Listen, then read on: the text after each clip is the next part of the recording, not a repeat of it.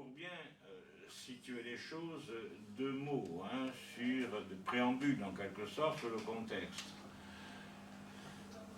Nous sommes dans le cadre global de la Révolution qui a commencé en 1789 et à laquelle la Corse a adhéré massivement au départ. Mais en 91 arrive la constitution civile du clergé et qui fait une rupture entre, disons, la population, l'Église et la population insulaire et la Révolution proprement dite. Et cette question religieuse, en même temps que la question agraire, mais dont nous ne parlerons pas ce soir, bien entendu, cette question religieuse court comme un fil rouge durant toute la période révolutionnaire. Et nous allons la retrouver dans le cas de la Croce. Première chose sur laquelle je voulais mettre l'accent. Deuxième chose sur laquelle je veux mettre l'accent, toujours dans le cadre du contexte, vous savez qu'en 1793, en mai 1993, il y a la sécession de la Corse avec la Convention et l'installation du royaume anglo-corse. Ça veut dire que la Corse échappe à la terreur, à ce qu'on appelle la terreur révolutionnaire et à la guillotine. On ne connaît pas cet épisode dramatique de l'histoire de la Révolution, en même temps que la question religieuse, pour des tas de raisons sur lesquelles je n'entre pas ici, va, disons, connaître un apaisement. Mais le royaume anglo-corse se termine par la conquête républicaine en 1796, en octobre 1796. Et cette reconquête républicaine de la Corse se fait dans le cadre de ce qu'on appelle le directoire, qui a succédé à la Convention, y compris donc la Convention thermidorienne. Naissance du directoire en septembre 1995, reconquête républicaine en octobre 1996. Ce directoire a, vous le savez sans doute, une constitution très hybride, avec 5 directeurs, 2 corps législatifs qui doivent se renouveler annuellement. Et ce directoire, en fait, connaît 2 périodes. Première période, disons 1795-1797, une période dite modérée. Ce premier directoire essayant de faire l'équilibre entre, je dirais, le jacobinisme et les poussées royalistes. Et la Corse redevient donc française dans cette période de directoire modéré, dans ce cadre-là. Ce qui explique la large amnistie dont vont bénéficier tous ceux qui ont suivi Paoli dans la sécession, dont vont bénéficier aussi tous ceux qui ont, disons, été partisans des Anglais à quelque échelon que ce soit, sauf quelques personnages de premier rang, mais l'amnistie a été générale. Y compris d'ailleurs pour les émigrés royalistes qui sont rentrés en Corse après, soit dans le cadre de la sécession, soit dans le cadre de période d'apaisement, voulu y compris par Bonaparte qui a été l'artisan de cette reconquête républicaine. Je citerai simplement une phrase qu'il a prononcée: « Laissons-leur leurs prêtres, leurs cloches, leurs moines, pourvu qu'ils soient bons Français. » Mais en réalité, sur le terrain, les choses ne sont pas si simples. Ce qu'on appelle les profougues, c'est-à-dire les républicains corses qui ont fui l'île pendant le royaume anglo-corse, quand ils rentrent à partir de d'octobre 1996, ils ont tout simplement soif de revanche, car leurs biens ont été pillés, saccagés, confisqués par les émigrés royalistes qui sont rentrés dans l'île.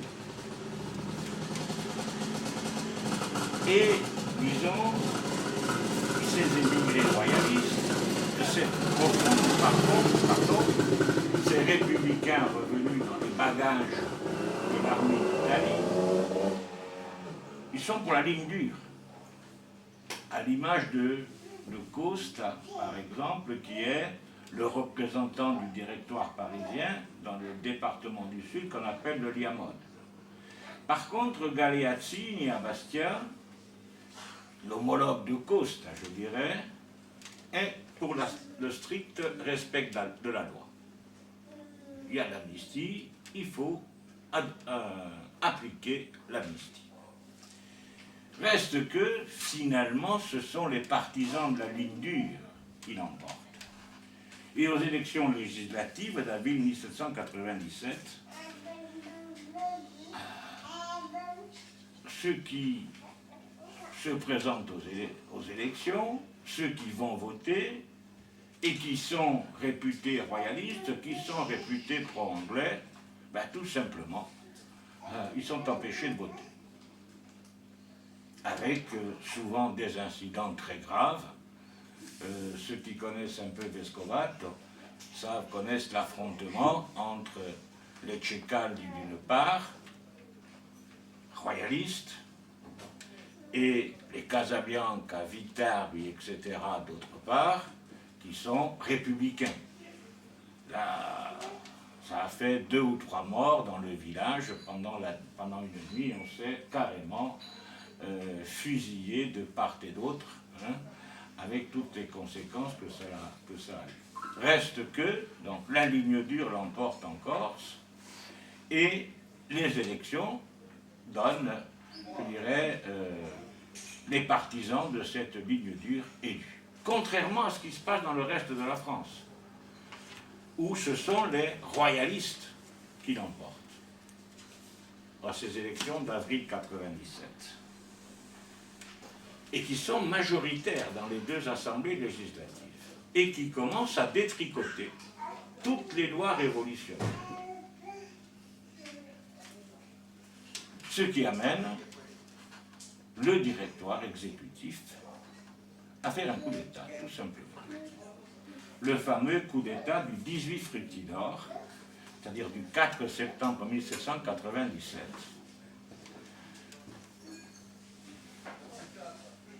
Résultat de ce coup d'État, plus de 180 députés royalistes déportés.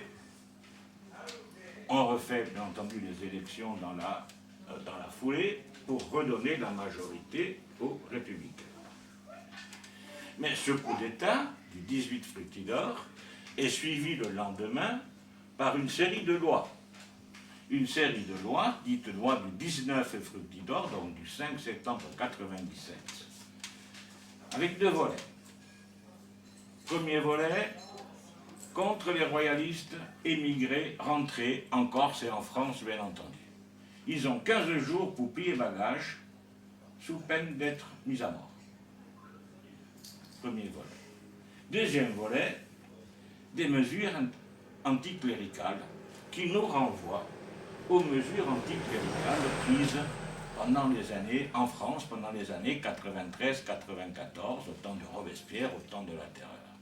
Plus de moines, il faut déposer les cloches, les curés n'ont plus le droit de porter des habits sacerdotaux, plus de procession, ils doivent prêter serment de haine au royalisme et à l'anarchie et se dire, je dirais, attachés à la constitution du directoire, la fameuse constitution de l'an 3. On laïcise l'état civil qui jusque-là était tenu par les curés, on impose le calendrier républicain, on impose les fêtes républicaines, comme on dit, contre la superstition, etc., etc. Quant aux prêtres qui refuseraient de prêter serment, ils sont tout simplement condamnés à la déportation par la guillotine. À la déportation, ce qu'on appelle la guillotine sèche. Ça veut dire qu'en Corse, les partisans de la ligne dure, puisque nous sommes là dans la ligne, je dirais, qu'ils préconisaient pour l'île dès qu'ils sont revenus, les partisans de la ligne dure jubilent. Il n'y a qu'à lire les lettres que Arène adresse à ses collègues insulaires, dont j'ai eu connaissance grâce à l'ami Nicolas Berenucci, que je ne remercierai jamais assez, pour ça et pour d'autres choses. En Corse, les partisans de la ligne dure jubilent. Et résultat des courses aussi, Galeazzi, dont je vous disais tout à l'heure qu'il était partisan de la ligne modérée, il gicle, il n'est plus représentant du directoire exécutif, il est remplacé par Harry. Voilà le contexte global dans lequel va se situer l'épisode de la Conchette. Car ces émigrés royalistes, bénéficiant de l'amnistie, ils ne sont quand même pas restés les pieds dans le même soulier. D'autant plus qu'ils sont en liaison avec leurs amis continentaux. Et ils savent très bien qu'en France se prépare, avant Fructidor, dans le cadre des élections d'avril 1997, ils savent très bien qu'en France se prépare l'offensive royaliste. Cela est prouvé, je dirais, par ce qui va se dérouler à Ajaccio. Début septembre, le 7 septembre,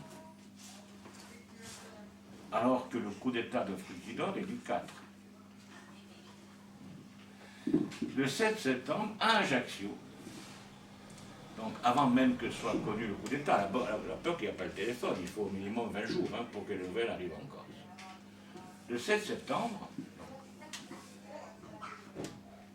Gallone, les frères Gallone, qui sont depuis toujours de fervents partisans de l'Ancien Régime, qui ont émigré, qui sont allés dans l'armée de Condé, les frères Gallone lancent, je dirais, une offensive en Corse, dans le cadre de ce qu'on appelle le camp du stylet. L'idée étant de renverser le directoire, l'administration départementale qui s'est mise en place à Ajaccio. Ils le disent d'ailleurs, nous allons faire triompher dans l'île les principes du modérantisme qui a triomphé dans le reste de la France contre la faction terrible robespierriste. Ça n'aura pas de grande suite, puisqu'au bout de quelques jours, la mobilisation de 700 républicains va avoir raison de ce qu'on appelle donc cette première offensive, le camp du stylet. Bien. Mais les autorités vont craindre la contamination dans le département du Golo, dans le département du Sud. Il y a quantité de lettres là-dessus qui nous renseignent sur cette crainte de la contamination. Dans ce département du Golo, justement, en conformité avec les lois de Fructidor, qui sont connues fin septembre, sont publiés le 22 novembre 1997, d'abord, un supplément à la liste des émigrés, c'est-à-dire une liste de gens, conformément aux lois de Fructidor, qui doivent quitter l'île dans les 15 jours, sous peine d'être mis à mort. Première chose.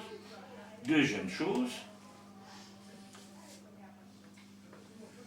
on publie les instructions du directoire en matière religieuse. Et donc aussi l'obligation pour les prêtres de prêter serment. Ces deux faits vont mettre dans ce département du Nord le feu aux poudres, dans une chronologie qui va rester, bien entendu, à affiner. Nous allons poster les choses en grand trait.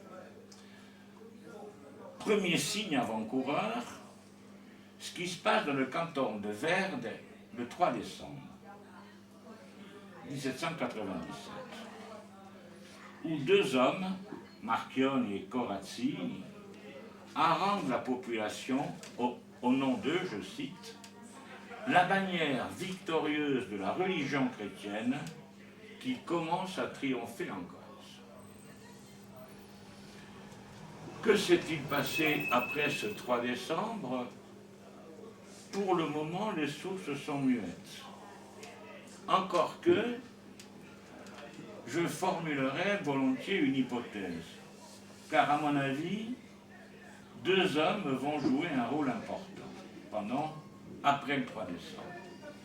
Ces deux hommes ce sont les frères Ferrand, Marc-Antonio et Felice Antonio.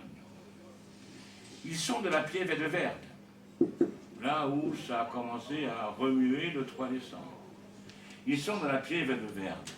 Ce sont de grands notables qui ont joué un rôle actif dans le gouvernement anglo-corse et qui, depuis d'ailleurs avril 97, s'agitent.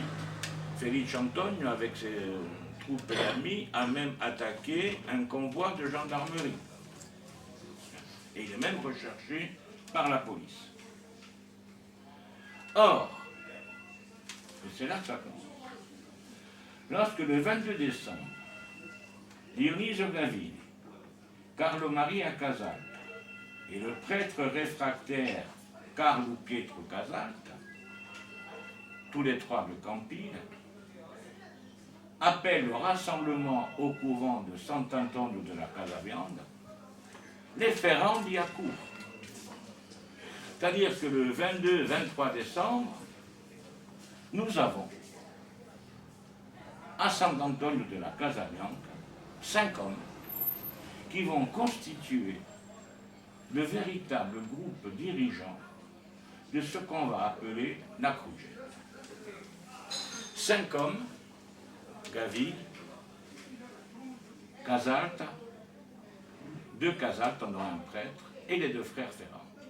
5 hommes, 5 meneurs, qui vont s'adosser à Agostino Giaffari.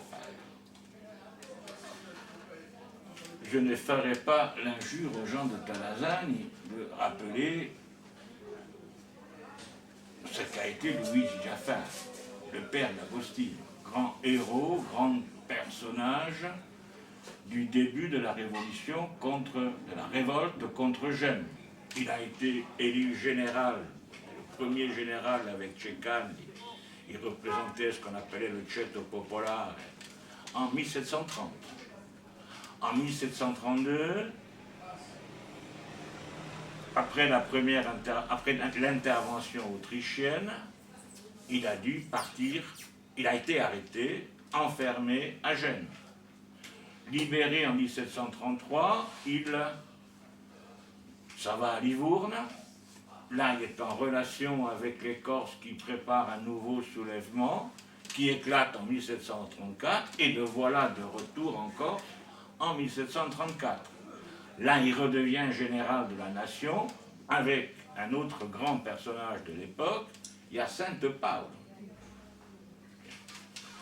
C'est un homme clé de la première phase des révolutions de Corse. Et Hyacinthe Paoli, tout comme Luigi Giaffari, doivent quitter l'île pour Naples en 1738, lorsque la première intervention française, conduite par Maillebois, va ramener, je dirais, le calme au profit de Gênes. Les 2 hommes donc prennent la mer, s'en vont à Naples, Luigi avec son fils Agostino et Hyacinthe avec son fils Pascal. Et ils vont entrer, les pères au service de l'armée de Naples, dans le régiment royal Farnèse, et les 2 enfants aussi deviendront militaires dans le royal Farnèse. C'est dire aussi la proximité entre, je dirais, les protagonistes qui vont suivre dans les événements de Corse. Pascal Paoli, vous le savez, reviendra en Ligue en 1755. Agostino Giaffari, lui, continuera à faire sa carrière dans l'armée napolitaine, où il deviendra général. On l'appelle en fait une brigadière. Il deviendra général, mais il quitte l'armée napolitaine en 1790, lorsque Paoli retourne de son exil d'Angleterre. Et là, il se met, je dirais, dans le sillage de son ami Pascal, à partir de 1790. Et qu'il va suivre dans, je dirais, toutes les péripéties de la Révolution. Preuve en est, c'est que lorsqu'en mai 1793 intervient la rupture entre Paoli et la Convention, et que se tient la fameuse grande consulte de mai 93, qui est président de la consulte? Agostino Giaffari. C'est vous dire l'estime, hein, et l'amitié dans laquelle le tient Pascal. Quand s'installe le Parlement anglo-corse, qui de 94 à mai 95 est président du Parlement anglo-corse, Agostino Giaffari. Il se retire parce qu'il dit, bon, mon grand âge ne me permet plus de, bon, ça c'est un peu l'excuse, ne me permet plus d'accomplir cette tâche qui est très lourde, etc. Mais il a été un des personnages importants du royaume anglo-corse. Ce qui n'a pas empêché de bénéficier, comme tous les autres, de la large amnistie accordée par le premier directoire. Bien. Et Agostino Giaffari a 80 ans. Il est né en 1718. Il a 80 ans lorsque, précisément, Gavini, les Casalta et les De Ferrandi vont le chercher. Vont le chercher pour le mettre à la tête de la révolte qui se prépare. Alors, suivant le scénario classique de l'époque, il commence par refuser en arguant de son âge, etc.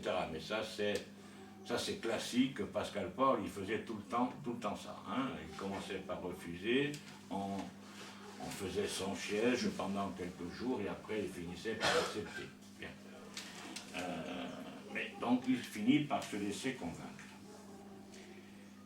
Avoir à leur tête comme symbole Agostino Giaffari, c'est plus qu'important pour Gavini, les Ferrandi et les Casalta.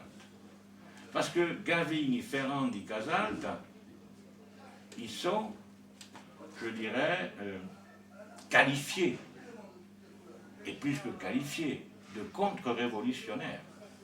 Ils ont, la plupart, les Gavini par exemple, j'y reviendrai, ont été dans l'armée de Condé.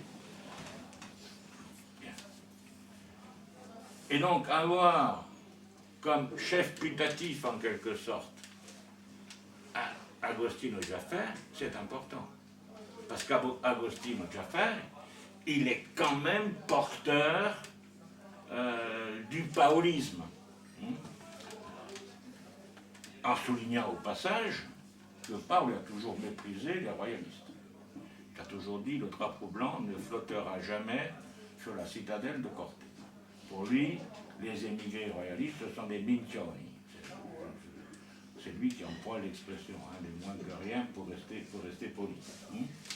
Donc, avoir Agostino à leur côté, c'est avoir la caution paoliste dans cette Castagniccia qui a été, je dirais, tout le temps la région en pointe dans les révoltes. En même temps, c'est un peu le symbole pour eux de la justesse de leur cause. Et alors, à partir de ce point central de Sant'Antonio della Casa Bianca, du couvent de la Sant'Antonio de la Casa Bianca, l'insurrection va se propager. Une insurrection va se propager appuyée sur quelques comités. Il y a le comité de la marine, donc disons, pour aller vite, de Casing, avec les Giabiconi. Le comité de Campoloro, avec les Bonaldi. Le comité de Sant'Ubetro di Venago, avec Carlotti. Le comité de Balagne, avec les Valenti. Et cette propagation rapide, je dirais, se déroule avec un certain nombre de succès, et pas des moindres. Lorsque l'administration départementale apprend le rassemblement de Sant'Antonio de la Casabianca, on dit qu'il y a 400, 500, 600 personnes, enfin, les chiffres sont toujours très fluctuants. L'administration départementale donc envoie le général Casalta, disons, disperser ce qu'on appelle des insurgés fanatiques. Ils sont mis en déroute à Sant'Antonio de la Casabianca. Et le détachement que Casalta avait laissé sur le pont du Golo, il est taillé en pièces par les insurgés. Fin décembre. Début janvier, les insurgés, je dirais, investissent le Nioro, mais également Lento, Scolca, Volpagiola, Luciana et Borgo. En clair, quand on regarde sur une carte, c'est Bastia qui est visé. En Balagne, Arena est contraint de se réfugier à Ilorus, parce que la Balagne commence à exploser. Et aussi, le 4 janvier 1998, les insurgés mettent le siège devant Corté. Et le siège devant Corté, la prise de Corté, c'est quelque chose, s'il arrive, hautement symbolique. D'abord parce que Corté a été la capitale de la Corse indépendante, mais aussi parce que tenir Corté, c'est tenir la Corse de l'intérieur. Et enfin, et surtout, je dirais presque, tenir Corté, c'est faciliter la jonction possible et recherchée avec le Sud, avec le Liamone, avec les royalistes du Liamone. Bon voilà, à partir de la mi-janvier 1998, la situation se renverse. Les désertions commencent à se faire dans le rang des insurgés. Murato, je disais tout à l'heure que le nez lui a été investi, mais Murato a tenu.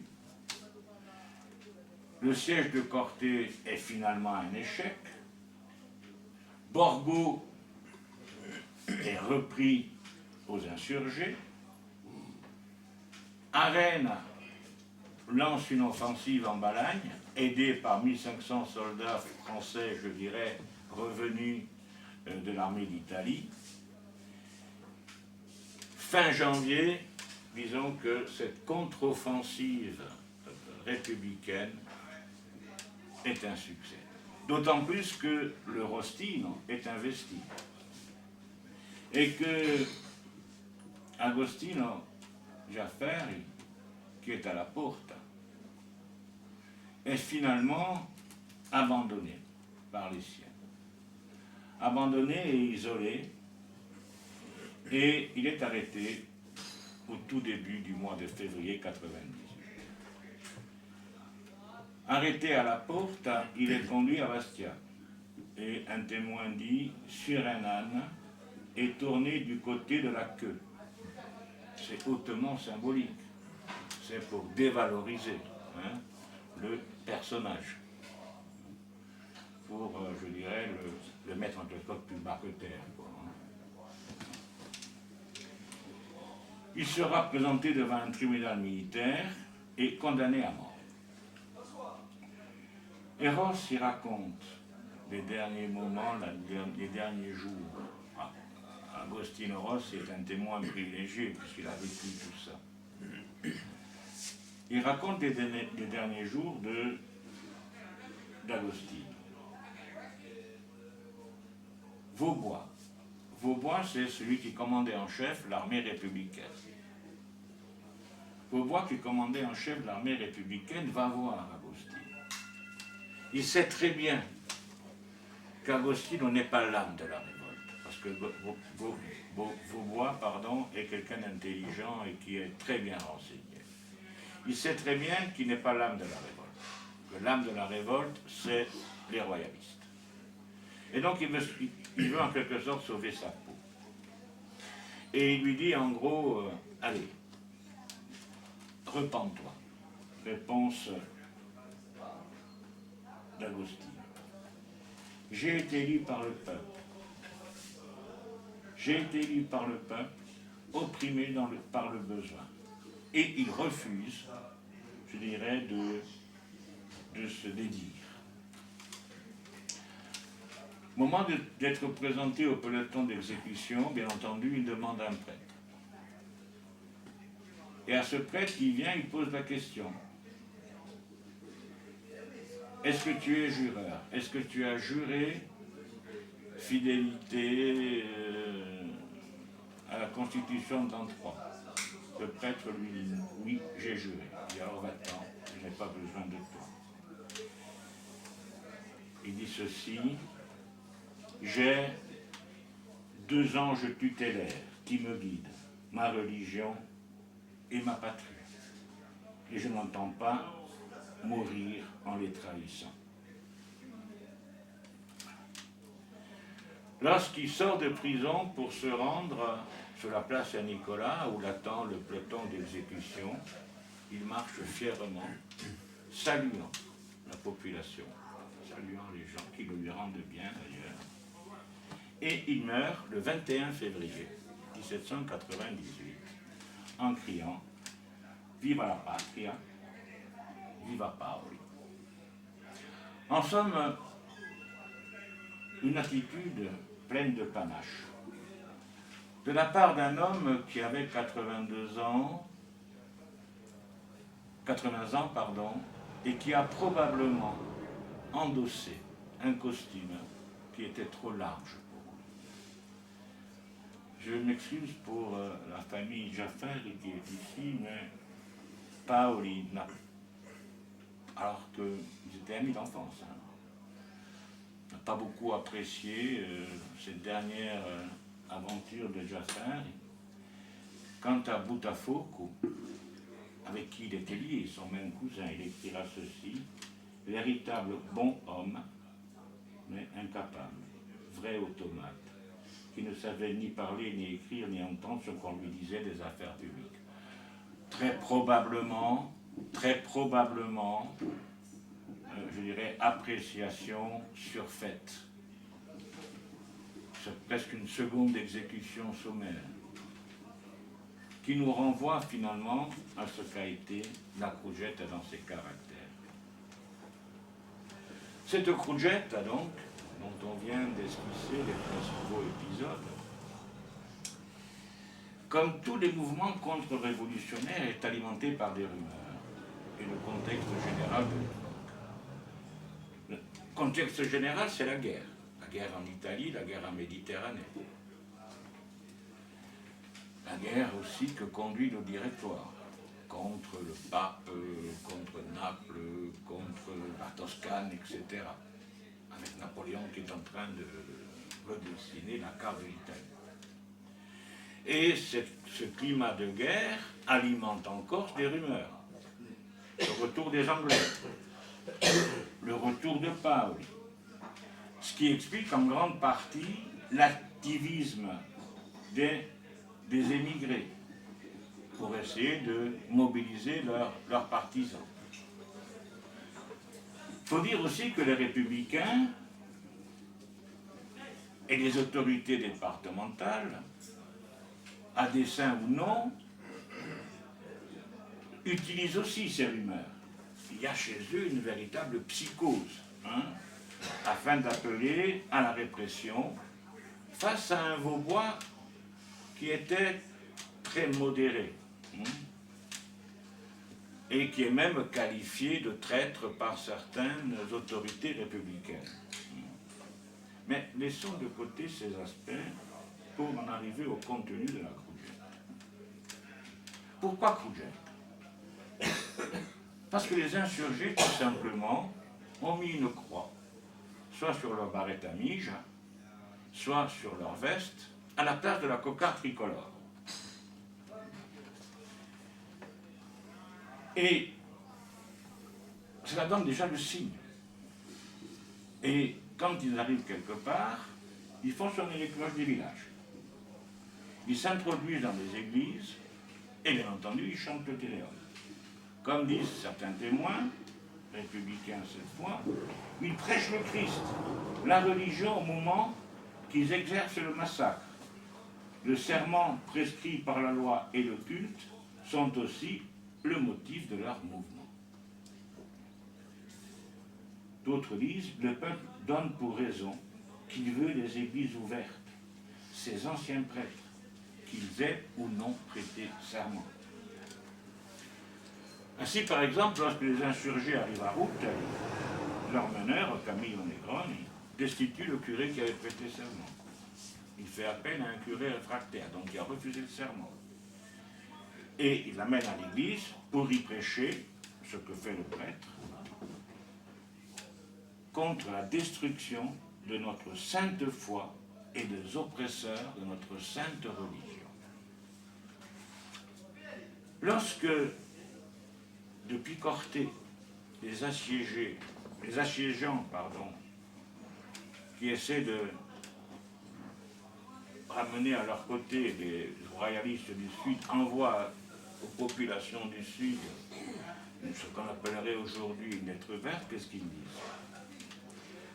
La religion catholique, respectée sur cette terre depuis tant de siècles, prête à être anéantie et méprisée, a excité dans le cœur de tous les mouvements les plus sincères pour résister par la force à l'oppression et détruire les obstacles qui s'opposent à l'exercice du culte et la continuation d'une religion dans laquelle ils ont été élevés et que nos pères nous ont laissés. En clair, la Kroujet se propage, je dirais, sur le terrain de la défense de la religion.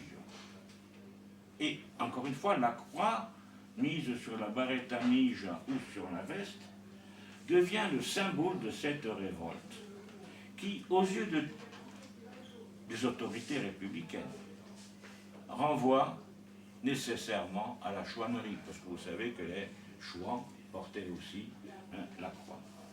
D'ailleurs, dans l'acte d'accusation contre les protagonistes du canton de Lam, dans cet acte d'accusation, il est écrit qu'ils ont pris part à l'insurrection des Chouans. Il y a une identification de la part des autorités entre ce qui se passe en Corse et ce qui se passe en Vendée. Et effectivement, les similitudes sont grandes. Dans l'expression orale, comme écrite, avec ce qui se passe au même moment dans l'Ouest. Mais aussi avec ce qui se passe à Nice, avec ce qui se passe en Toscane. À Nice, c'est la révolte des Barbets, 98-99. En Toscane, c'est les Ave Maria, en 98-99. À Naples, c'est le mouvement de la Sainte Foi, les Sanfédistes, en 99. Autant de mouvements qui se partent, comme en Corse, du manteau de la religion pour, je dirais, mener la bataille contre les Jacobins, contre les Républicains.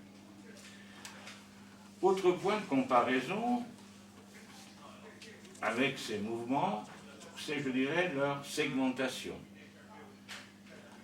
Quand on regarde la manière dont ça a été très bien étudié par les historiens italiens, le mouvement de la Sainte Foi à Naples, les mouvements des Ave Maria en Toscane, c'est des mouvements, je dirais, organisés par des réseaux familiaux. On évoquait Boutafogo tout à l'heure. Dionys est l'ex-beau-frère de Mathieu Boutafogo, qui a été le chef de la contre-révolution en Corse. Hein. C'est pas rien. Dionys de Gavigny est l'ancien beau-frère de Mathieu Boutafogo. Il est, après la mort de la sœur de Mathieu, il s'est remarié avec Galeazzi, autre grand personnage contre-révolutionnaire. Les Casalta, que j'évoquais tout à l'heure, sont les parents de Boutafogo. Et Agostino Jaffer est aussi cousin de Mathieu. Je ne remercierai jamais assez Nicolas parce qu'il a tout le génie des généalogies. Je disais qu'en Balagne,